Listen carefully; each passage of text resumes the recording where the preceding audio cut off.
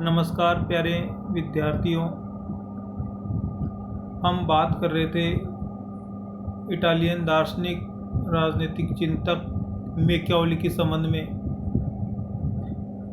पिछले व्याख्यान में हमने मैकियावेली के संबंध में अध्ययन किया था, जिसके तहत मैकियावेली के राजनीति एवं नैतिकता संबंधी विचार, मैकियावेली के शासक की सफलता के सूत्र संबंधी विचार एवं मैकियावेली के प्रमुख राज्य संबंधी विचारों का अध्ययन हमने किया था।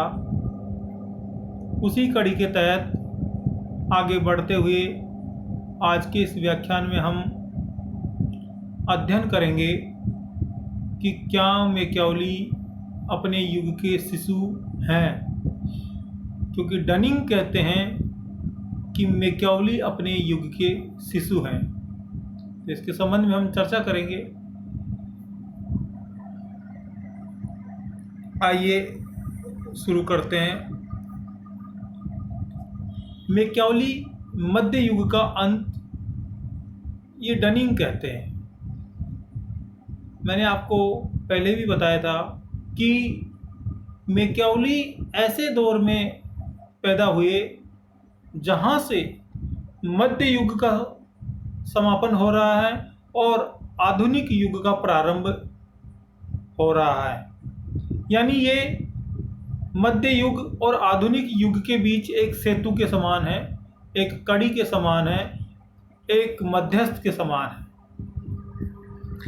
डनिंग ने मैकियावेली को मध्य युग का अंत करने वाला राजनीतिक विचारक कहा है, क्योंकि मैकियावेली ऐसा राजनीतिक विचारक है जिसमें मध्य युगीन तीनों प्रमुख विशेषताओं का विरोध किया।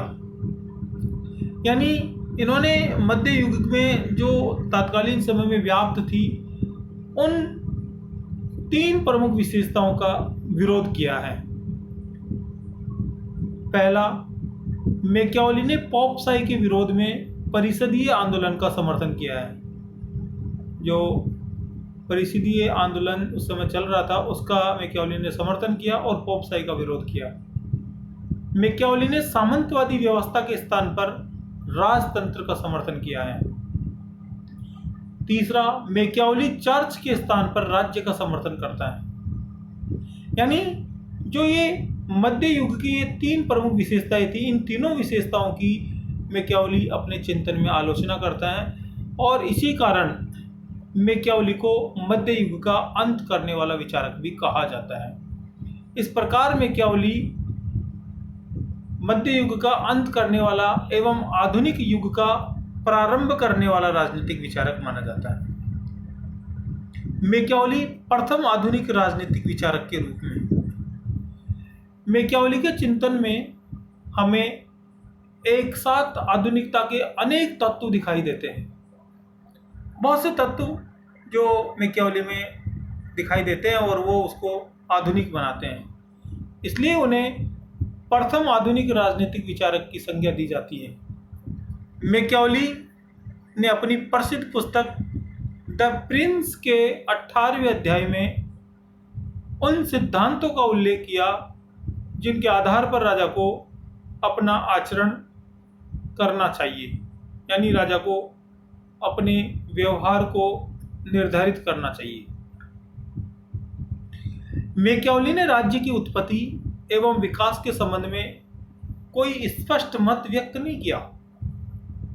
उन्होंने ये नहीं कहा कि राज्य की उत्पत्ति किस सिद्धांत से हुई, राज्य की उत्पत्ति कब हुई, राज्य कैसे अस्तित्व में आया। इसके संबंध में उन्होंने कोई ज़्यादा विचार व्यक्त नहीं किए। लेकिन मैकियावेली ने अपने समय की तात्कालीन परिस्थितियों को ध्यान में रखते हुए राज्य संचालन के लिए युक्ति संगत राज्य कला के सिद्धांत अवश्य दिए। यानी इन्होंने राज्य संचालन के लिए जो सिद्धांत दिए, जिन्हें राज्य कला के सिद्धांत कहा जाता है, और वो सिद्धांत उन्होंने तात्कालीन परिस्थितियों को, या विशेषकर यूँ कह दीजिए इटली की तात्कालीन परिस्थितियों को ध्यान में रखते हुए दिए।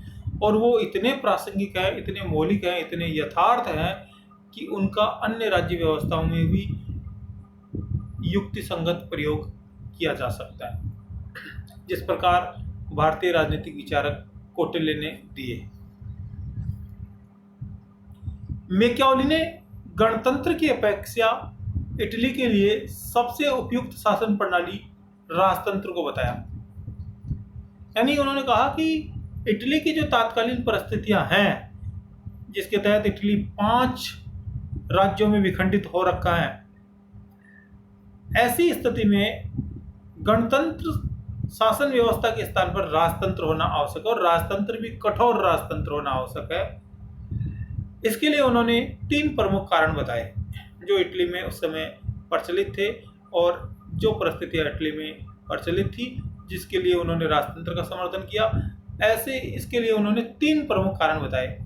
एक तो लोगों का भ्रष्ट चरित्र, क्योंकि उस समय भ्रष्टाचार जो इटली में इतनी पराकाष्ठा पर था, हर व्यक्ति अपने हित की सोचता था, राज्य से किसी का कोई सरोकार नहीं था, हर व्यक्ति भ्रष्टाचार के दलदल में फंसा हुआ था। दूसरा, राज्यों में संपत्ति का असमान वितरण, यानी कुछ लोगों के पास तो अथाह संपत्ति थी और कुछ लोग मूलभूत आवश्यकताओं के लिए भी दर दर भटक रहे थे। यानी डिस्क्रिमिनेशन ऑफ प्रॉपर्टी उस समय सोसाइटी में बहुत ज़्यादा हो रही थी, जिसके कारण उन्होंने ये विचार व्यक्त किए। तीसरा, इटली की तात्कालीन व्यवस्था।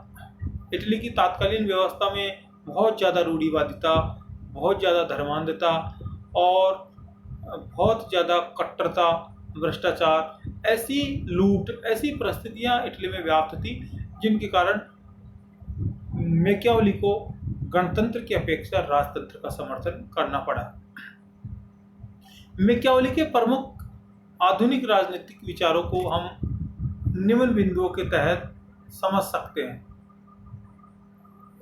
निम्न बिंदु यानी इन बिंदुओं के तहत हम उनके राजनीतिक विचारों को समझ सकते हैं।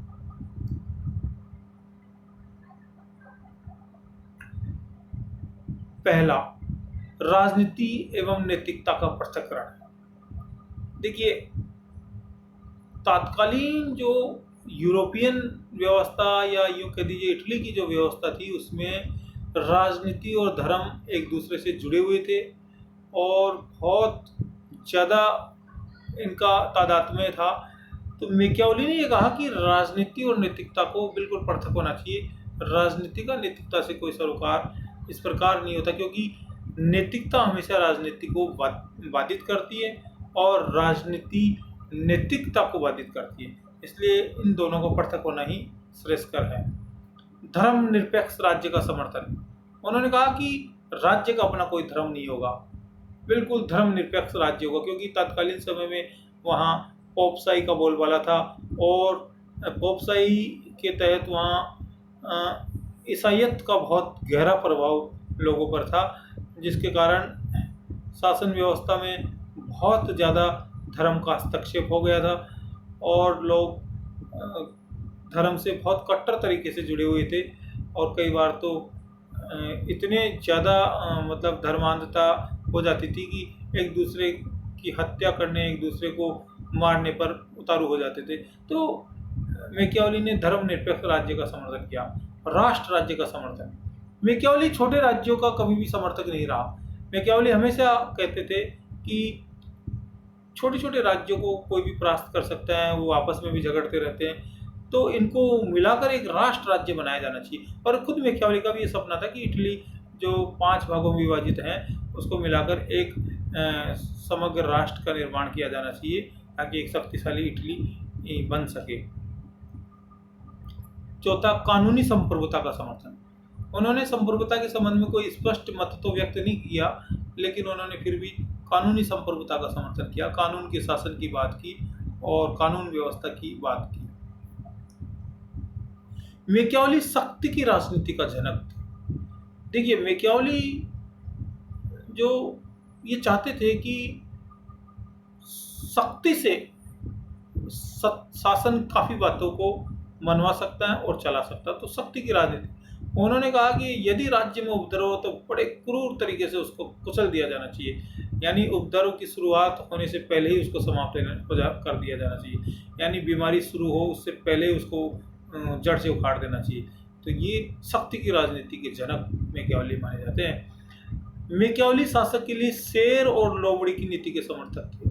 ये मैंने आपको पहले भी बताया कि ये चाहते थे कि शासक को शेर की तरह ताकतवर होना चाहिए और लोमड़ी की तरह चालाक होना चाहिए, और जहाँ जिस युक्ति का प्रयोग युक्ति संगत हो उसका प्रयोग करके अपना काम निकालना चाहिए। तो शेर और लोमड़ी की नीति के समर्थक थे। निजी संपत्ति का समर्थक, देखिए मैकियावेली निजी संपत्ति की बात करता है कि निजी संपत्ति होनी चाहिए, क्योंकि निजी संपत्ति यदि नहीं होगी तो लोगों में नीरसता आ जाएगी, काम के प्रति उत्साह नहीं रहेगा। तो निजी संपत्ति का उन्होंने समर्थन किया। राज्य द्वारा व्यापारिक कार्य करने पर प्रतिबंध, देखिए मैकियावेली ने यह कहा कि राज्य अपना कोई व्यापारिक कार्य नहीं करेगा, व्यापार का कार्य खुला होना चाहिए जो लोगों के द्वारा और दूसरे समूहों के द्वारा किया जाना चाहिए। राज्य का उसमें कोई हस्तक्षेप नहीं होना चाहिए। यदि आवश्यक हो तो राज्य को ऐसे व्यापारिक प्रतिष्ठानों को सुरक्षा उपलब्ध करवाई जानी चाहिए, लेकिन राज्य अपना कोई व्यापार नहीं करेगा, क्योंकि जब राज्य व्यापारिक गतिविधियों में लिप्त हो जाता है तो शासन व्यवस्था बाधित हो जाती है और उसमें भ्रष्टाचार के अंश दिखाई देने लगते हैं। अगला, योग्य व्यक्तियों को मंत्री बनाने का समर्थन। मैकियावेली ने हमेशा से योग्य व्यक्तियों को पद सौंपने की बात कही है, चाहे वो मंत्री पद हो चाहे वो प्रशासनिक पद हो, योग्य व्यक्तियों को बनाया जाना चाहिए। चापलूसी से नहीं होनी चाहिए, क्योंकि चापलूस व्यक्ति स्वयं के साथ साथ राष्ट्र को भी डुबो देता है। तो योग्य व्यक्तियों को मंत्री बनाया जाना चाहिए। अगला, मैकियावेली कहते हैं कि शासक को साम दाम भेद और दंड की नीति को अपनाना चाहिए। ये जो 4 नीतियां हैं जो प्राचीन भारतीय चिंतन में भी दिखाई देती है, साम दाम भेद और दंड की नीति को अपनाया जाना चाहिए, और इनको भी बारी बारी से अपनाना चाहिए। जहाँ साम से काम चल जाए वहाँ दाम का प्रयोग नहीं होना चाहिए, जहाँ दाम से काम चले वहाँ भेद का प्रयोग नहीं होना चाहिए, और जहाँ यदि भेद से काम चल जाए तो दंड का प्रयोग नहीं करना चाहिए। बारी बारी से उन्होंने इनका उपयोग करने की बात कही। मैकियावेली ने राष्ट्रीय सेना के गठन की बात कही। वे कहते हैं कि एक राष्ट्रीय सेना होनी चाहिए जो राष्ट्र की सुरक्षा करेगी, व्यापारिक प्रतिष्ठानों की सुरक्षा करेगी और राज्य की सीमाओं को आगे बढ़ाने का काम करेगी। तो एक राष्ट्रीय सेना होनी चाहिए और राष्ट्रीय सेना का उन्होंने समर्थन किया। और अगला है संघ राज्य का समर्थन। देखो, राष्ट्र राज्य के साथ साथ उन्होंने संघ राज्य का समर्थन किया, और वे चाहते थे कि एक संघात्मक व्यवस्था टाइप का सिस्टम हो जिसके तहत सारी शक्तियां केंद्रीय नेतृत्व में हो और शक्तियों का हिस्सा नीचे तक पहुंचना चाहिए। तो संघ राज्य का समर्थन मैकियावेली अपने चिंतन में करते हैं। आज के इस व्याख्यान में इतना ही। आपने मेरी बात को ध्यान से सुना, इसके लिए धन्यवाद। यदि आपको मेरा यह व्याख्यान सही लगा, पसंद आया, तो मेरे इस वीडियो को लाइक कर दीजिए और शेयर कर दीजिए। धन्यवाद।